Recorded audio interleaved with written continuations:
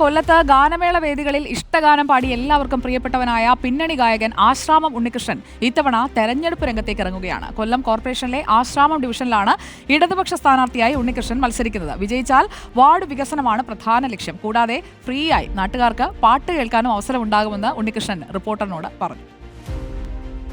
ഗാനമേള വേദികളെ പോലും ത്രസിപ്പിച്ച ആശ്രാമം ഉണ്ണികൃഷ്ണൻ കൊല്ലത്ത് ആശ്രാമത്ത് തന്നെ മത്സരിക്കുകയാണ്. നമ്മളോടൊപ്പം സ്ഥാനാർത്ഥി ചേരുന്നുണ്ട്. നമുക്ക് ലുക്ക് തന്നെ കണ്ടറിയാം, ഒരു ദാസേട്ടന്റെ ലുക്കിലാണ് ആളുള്ളത്.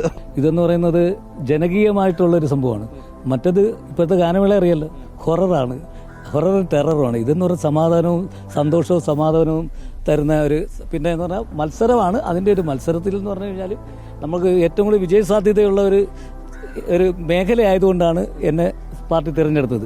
അപ്പോൾ നമ്മൾ പാവപ്പെട്ടവർക്ക് വേണ്ടിയിട്ട് ഇപ്പം ലൈഫിൻ്റെ ഒരുപാട് കാര്യങ്ങൾക്ക് വേണ്ടിയിട്ട് ഞാൻ ഒരുപാട് പേരെയൊക്കെ കോർപ്പറേഷനായിട്ട് ബന്ധപ്പെട്ട് സഹായിക്കുകയൊക്കെ ചെയ്തു. DPR 9, 10, 11, 12 ഇതിൻ്റെയൊക്കെ ഫണ്ടൊക്കെ മേടിക്കാൻ വേണ്ടിയിട്ടൊക്കെ ഞാൻ ഒരുപാട് സഹായിച്ചു.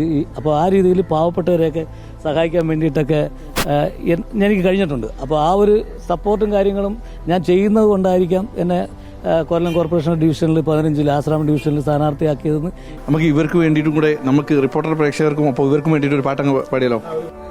കായാമ്പൂ കണ്ണിൽ വിടരും കമലദളം കവിളിൽ വിടരും അനുരാഗവതി നിൻ ചൊടികളിൽ നിന്നാലിപ്പഴം പൊഴിയും.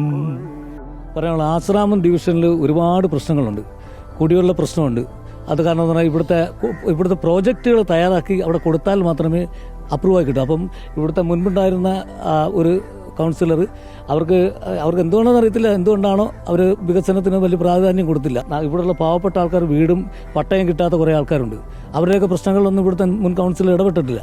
അപ്പോൾ നമ്മൾ ആ പട്ടയം കിട്ടാനുള്ള ഒരു ബാക്കിയൊരു നമ്മളുടെ ഒരു മുൻകൈ എത്തുകൊണ്ട് നമ്മുടെ അവിടുത്തെ ബ്രാഞ്ച് സെക്രട്ടറിയും അത് കണക്ക് തന്നെ അവിടുത്തെ LC സെക്രട്ടറിയൊക്കെ ഇടപെട്ട് കുറച്ച് പേർക്ക് പട്ടയം ഒപ്പിച്ചു കൊടുത്തിട്ടുണ്ട്. എല്ലാവിധ വിജയ ആശംസകളും നേരുകയാണ്.